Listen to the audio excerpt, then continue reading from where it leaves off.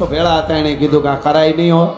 કાં તો કે હલીતા સુધી મારે હોય હે કે હલીતા સુધી મારે. અને એકલા કેટલા જેટલા કાપી નાખે એનું નક્કી નહીં. માથા પીડ્યા પછી લડે તો કે એ દેખા જાય.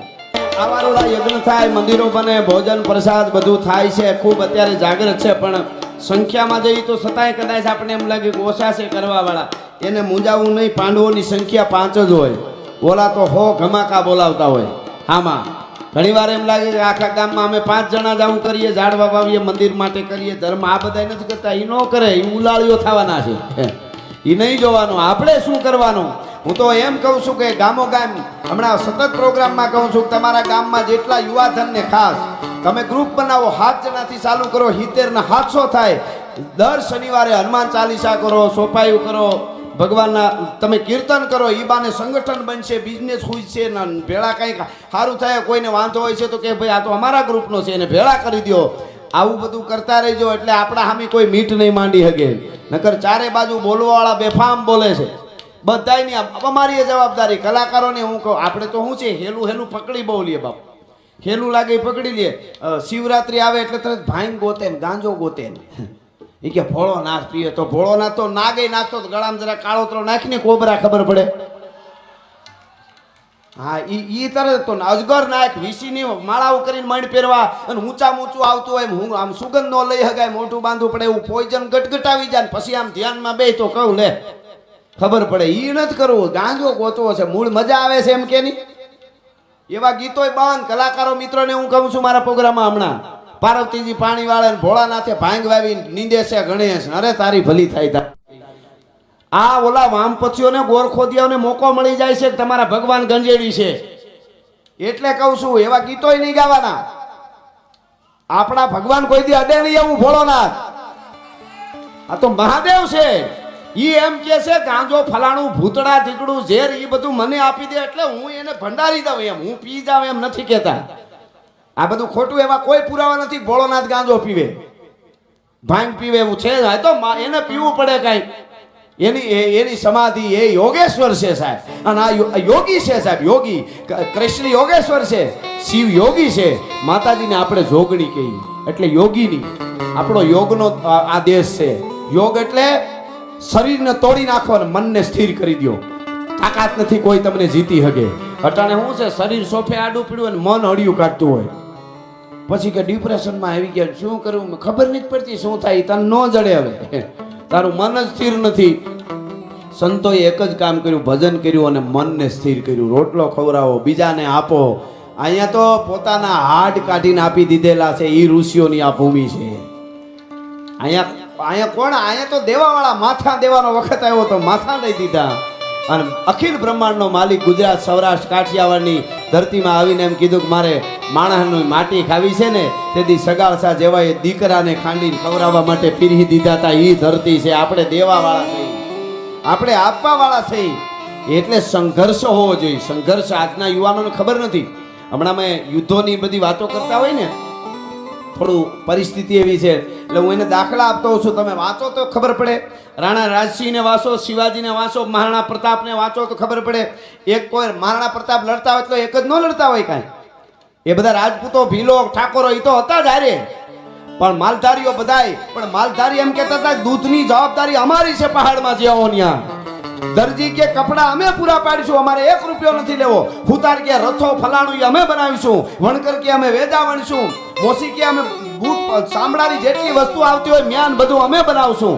બધાય પટેલો, ખેડૂઓ, કોઈ પણ ખેડૂ હોય એ ખેડૂ એમ કહેતા હતા ઉભે. તમને ખબર છે 100 વીઘાના 50 વીઘાના ખેતરો બાજરા જુવાર હળગાવી દેતા.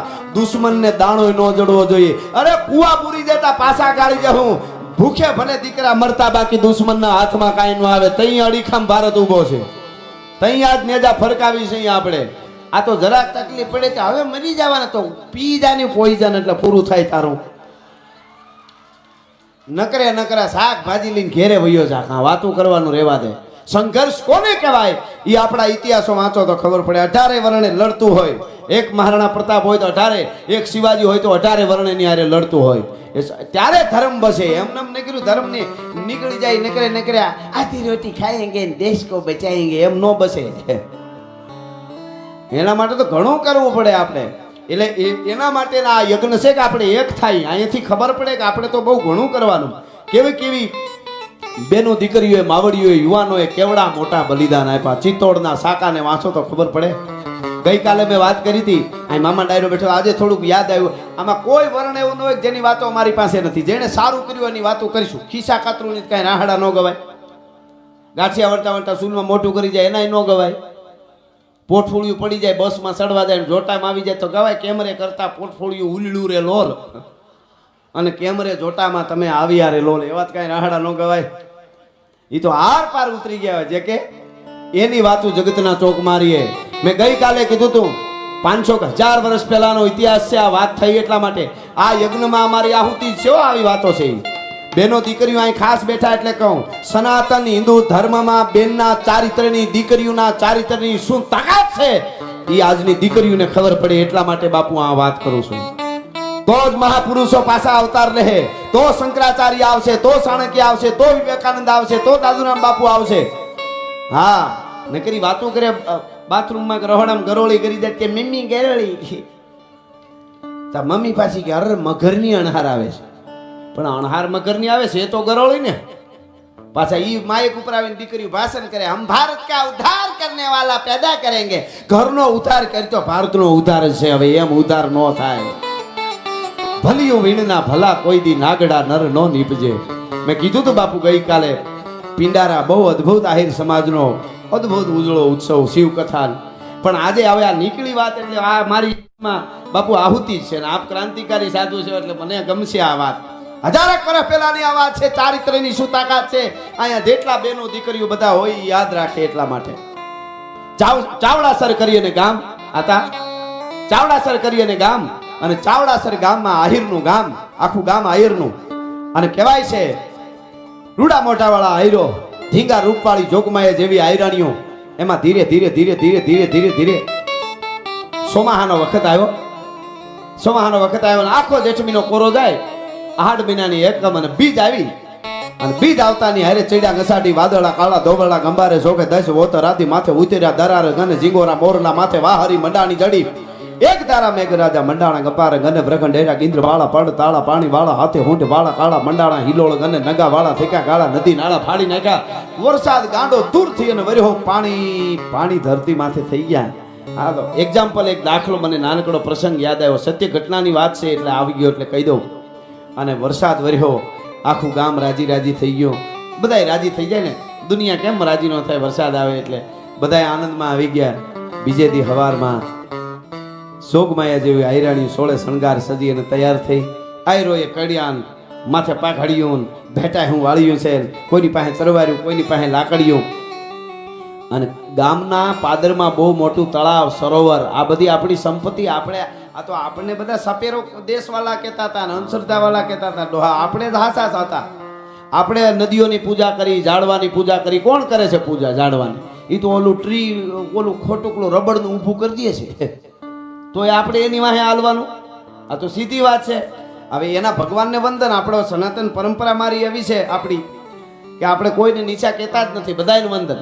એના ભગવાનને વંદન. પણ એના ભગવાનને 3 ખીલા મારી દીધા, એક અહીંયા ને એક અહીંયા. 3 ખીલા મારી ટીંગાઈ ગયા, તેનો ભગવાન થઈ ગયા, પૂજાઈ ગયા. સારું, આપણા વંદન એના ભગવાનને. હવે એને જો એટલા ભગવાન થઈ જાય તો ને, તો કેટલા મહિના સુધી અમારો ભીષ્મ દાદો રૂવાડે રૂવાડે બાણ ન પડ્યો તો ભલા માણસ. તો અમારો તો હજી તો આ એને અમે ભગવાન તો કહેતા નથી. એટલે ભગવાનનો ભક્તરાજ છે એમ કહે છે. એટલે હું આ વાત કરું છું. તળાવ ભરાઈ ગયું, સરોવર, અને એને વધાવવા માટે અબીલ ગલાલ કંકુ લઈને આયરની દીકરીઓ ગયું. અને પછી આ તળાવને કાંઠે રૂડા રૂપ વાળી આયરાણીઓ રાહડા લેતી હતી ને એમાં સુબો નીકળ્યો, હાથી ઉપર સવાર થઈને. હો, સુબો નીકળ્યો અને હાથી ઉપર સવાર થઈને નીકળ્યો. અને એને આમ જ્યાં નજર પડી તા તો નજર ચોટી ગઈ. આવું ક્યાંય રૂપ જોયેલું નહીં બાપુ, રૂપ જોયેલું નહીં. મોર કો ધ્યાન લગો ઘન ઘોર સે દોર સે ધ્યાન લગો નટકી જેમ દીપક ધ્યાન પતંગ લગો પન હારી કો ધ્યાન લગો મટકી જેમ ચંદ્ર કો ધ્યાન ચકોર લગો ચકવાન કો ધ્યાન દિનેશ ટકી મીન મનોજલ ધ્યાન સો સાगर पंथ प्रबीन रहो अटकी. आ हा हा हा, ऐसा रूप मैंने कभी नहीं देखा है. ओळखोળ થઈ ગયો અને હુકમ કર્યો. એની તો એ વખતે સતા. એણે હુકમ કર્યો કે અહીરો કો કહી દો, આ આયરોને કહી દો એમાંથી કોઈ સારામાં સારી કન્યા હોય લઈને મને તૈયાર રાખે. ફલાણા ફલાણા દિવસો, આટલા દિવસ પછી હું અહીંયા એને નિકાહ કરવા માટે હું આવું છું. બસ આટલું કઈ નીકળી ગયા. માણસો ભેળા હતા, એને કીધું કે આ કરાય નહીં હો. કાં તો કે હલીતા સુધી મારે હોય હે કે હલીતા સુધી મારે. અને એકલા કેટલા દિલદાન કાપી નાખે એનું નક્કી નહીં. માથા પીડ્યા પછી લડે તો કે એ દેખા જાયગા. બાકી કહી દે ટૂંકમાં મારે આ પ્રસંગ વચ્ચે આવ્યો એટલે ગાતા ગાતા કારણ કે આવું બંધારણ ચારિત્રથી જ બંધારણ થાય. સીધી વાત હું કાયમ કહું છું, મારા દેશની બેનું દીકરીઓ મેકઅપ કરે ને એ કોઈ ખરાબ નથી, સારી વાત. રૂડું લાગવું બેનું દીકરીઓની નારી શક્તિ છે ખૂબ, એનો મને કોઈ વાંધો નથી. પણ એક વાત પાકી છે, મારા દેશની દીકરીનું ચારિત્ર ઉજળું હોય અને એનું જે રૂપ ખીલે ત્યાં દુનિયાની બ્યુટી પાર્લર ફીકી લાગે. એ અહીંથી જાહેરમાં કહું છું, ભલા માણસ તાકાત નથી એના તેજને ખીલાવી શક્યો. એટલે આ વાત કરું છું. અને હુકમ થઈને કરીને વયો ગયો. અહીંયા આયરો એ કીધું કે 1 દી 2 દી 3 દી ખબર પડી ગઈ હવે આવતીકાલે આવવાના છે. એ તો એની તૈયારી સાથે સુબો આવવાનો. 200-500 આયરો હતા બાપુ. વાત આવી એટલે આમાં એક આયુર્ને ગૌરવ નહીં લેવાનું, 18 વર્ષને ગૌરવ લેવાનું ને બલિદાનને યાદ રાખવાનું. જેને જે આમાં તો જોગડો ઢોલીએ બલિદાન દીધું તેને 18 વર્ષ ક્ષત્રિયો ગૌરવ લઈ શકે ને, દલિતે લઈ શકે ને, પટેલે લઈ શકે ને. આપણે ઈ કરવું જોશે. હવે જ્ઞાતિ ગૌરવ રાખીએ આપણે જરૂર હો નહીં, પણ કેવા કેવા બલિદાનો. એટલા માટે અને આગલા દિનની રાત પડી અને આયરોએ તરવારો સજાવી અહીં બેઠેલા ને મગજમાં નહીં બેહે. ઘણાને લાગશે કે આવું બને અથવા તો આવું કરાય, પણ બન્યું છે એક જગ્યાએ નહીં. આ તો એક દાખલો દીધો, હજારો આવી ઘટનાઓ છે મિત્રો. બાપુ આયરોએ તરવારો હાકી કોના ઉપર? 20 વર્ષની દીકરીઓના ગળામાંથી તરવારો હાકી હો, પોતાની દીકરીઓને. શું કામે? ઓલા નરાધમોને એનું અસ્તિત્વ હાથમાં ન આવવું જોઈએ. 5 વર્ષની દીકરીઓ, 7 વર્ષની દીકરીઓ, બાળકીઓથી લઈને 80 વર્ષના ડોહીઓની ગળા કાપ્યા.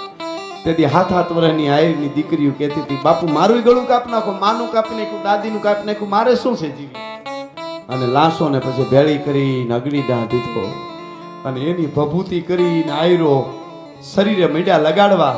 તેથી કૈલાસ માથે બેઠો ભોળોનાથ કહેતો હતો કે એક શક્તિ આપો તો હું મારા શરીરે લગાડી દઉં આ ભભૂતિ સનાતનની. ભલા માણસ. હા હા હા હા. શું કામે? કોણ માને આમાં બેઠેલા? કોને એમ લાગે કે આ સત્ય ઘટના સાચી વાતો છે?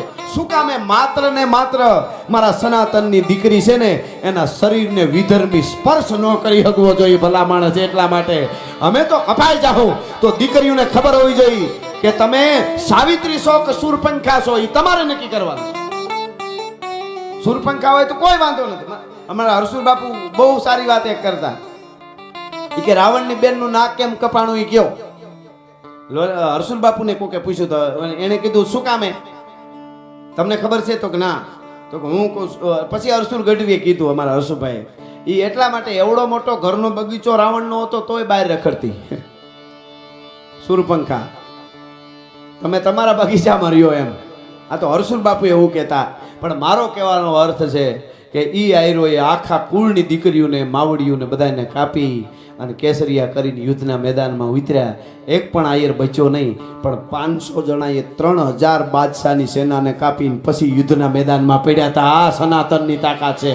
3000 ને કાપ્યા હતા ત્યારે પડ્યા હતા, માથા પીડ્યા પછી લડ્યા હતા. આ તો ગાતા ગાતા મને ખબર પડે કે આ ભેળા બાપુ શું કામ કરે છે. આ કઈ ટોળા ભેળા કરવા હાટું નથી કરતા. સનાતન માટે, ભારત માટે આપણે એક થવું પડશે. દરે હું તો મારા પ્રોગ્રામમાં બોલું છું, હમણાં ઘણા પ્રોગ્રામમાં કહું છું કે ગામ હોય તો ગામના કોઈ મુખી હોય કે સરપંચ હોય કે એ નક્કી કરે, સોસાયટી હોય તો સોસાયટીના પ્રમુખો નક્કી કરે.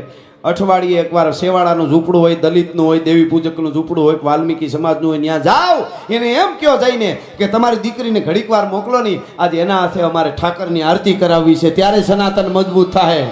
આપણને બહુ નડ્યું છે હો. ભગવાન રામ જો સબરીના ઘર સુધી જાતા હોય અને હેઠા બોર ખાતા હોય તો આપણને સમજાઈ જાય તો સારું. કારણ કે આપણને આમાં તો શું છે, આપણે અત્યારે તો બહુ પૈસા થઈ ગયા ને અમુક દયાભાઈ, ખબર નહીં એને હું કઠણા બાપ. એકચ્યુઅલી અમે એ કાંઈ માનતા જ નથી. ખાઓ પ્યોર મજા કરો. અરે તમને લીએ તમને એન્જોય એન્જોય એન્જોય. તો ઓલો ભૂનનો માદણામાં પડ્યો હોય ગારામાં હૂતો હોય ને એને પૂછ્યો જઈને કેમ છે, એ કે એન્જોય એન્જોય. અમુકને તો એમાં જ મજા આવે. ગારામાં હાળોટું એ ગારો જ કહેવાય, ન ખાવાનું ખાવાનું. હું તો એટલે બહુ આપણી અદ્ભુત સભ્યતા છે. દુનિયાની કેટલી સભ્યતાઓનો નાશ થઈ ગયો, આપણી સભ્યતા અડીખમ ઊભી, એ ન ભૂલાય. એટલા માટે છે.